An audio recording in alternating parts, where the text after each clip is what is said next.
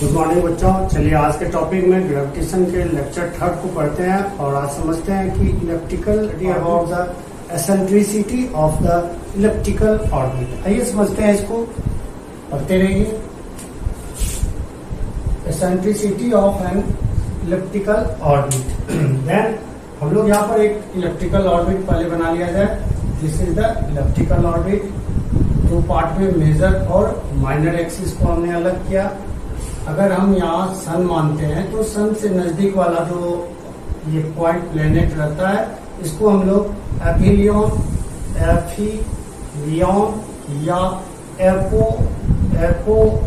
एपोएसिस कही जाती है। और इससे जो ये दूर रखा हुआ कोई पॉइंट नजर आता है, प्लेनेट्स नजर आती है, तो इसे हम लोग पेरिहेलियन या पेरिएपेसिस कही जाती है बच्चों। देन यहाँ पर एक फोकस इधर रहा F1 और एक फोकस इधर रहेगा F1 एंड यहाँ F2, सन का दो फोकस। और यहाँ पर माइनर एक्सिस ऊपर थे और मेजर एक्सिस जो है इसके the eccentricity of an elliptical orbit is defined by the ratio of E equals C upon A, where ये C जो है आपका C equals है distance from the distance from the center of the ellipse to either focus। Then यहाँ C का मतलब ये हो गया। और ए जो ये आपको दिख रहा है, this A is the semi minor axis या semi major axis, this is A.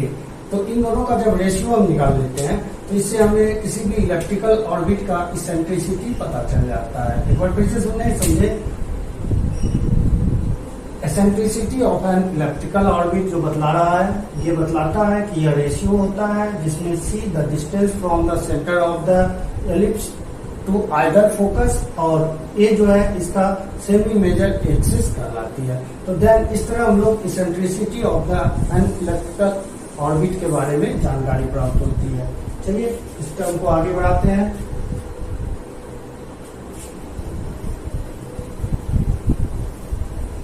Then eccentricity को किस तरह डिफाइन करें। इसेंट्रिसिटी इसको डिफाइन करते हैं हम लोग, ये नॉन नेगेटिव रियल नंबर है। A non negative real number that measured how much it deviates from being circular।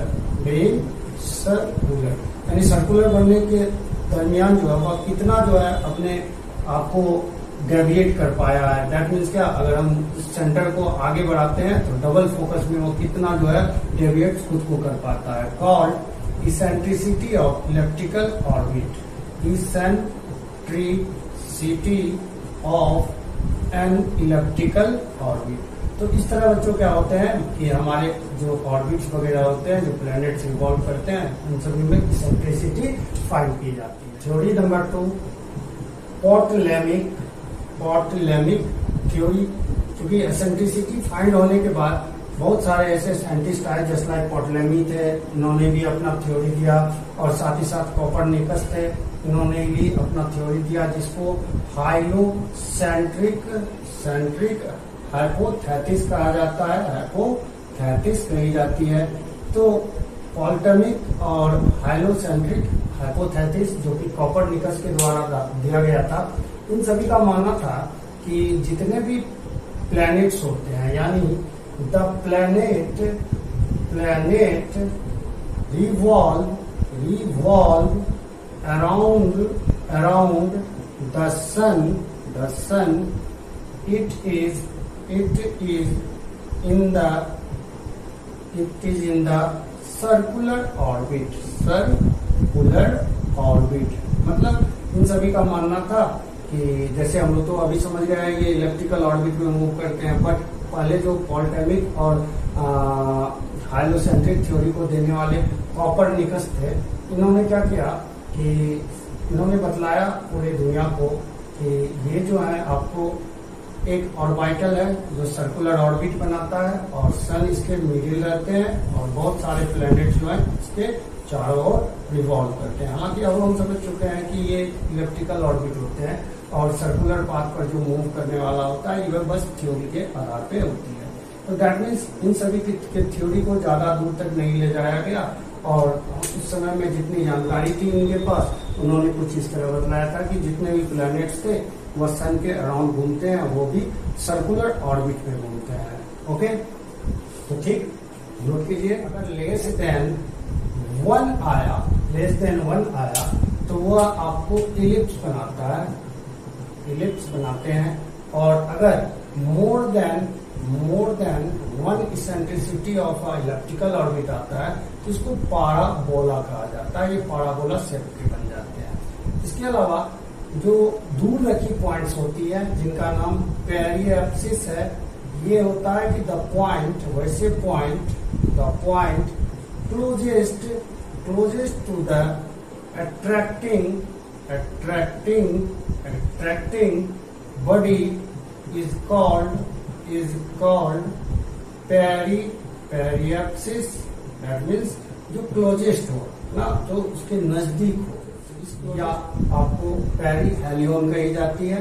दूसरा क्या था, एपीहेलियन या एपोएसिस या एपीहेलियन। इनका मतलब हो गया the farthest point is called एपोएसिस, जहां से हमें एपिलियन की जानकारी मिलती है। तो ठीक है, तो बहुत सारे ऐसे थ्योरीज आए जहां पर ग्रेविटेशन को पढ़ना आसान हो गया। अब इसी कड़ी में नेक्स्ट वीडियो में फिर मिलते हैं आपसे। तब तक के लिए देखते रहिए, सुनते रहिए, समझते रहिए विद ध्रुव सर #साइंस वाला। Thank you. Like, subscribe and share this types of video. Thank you.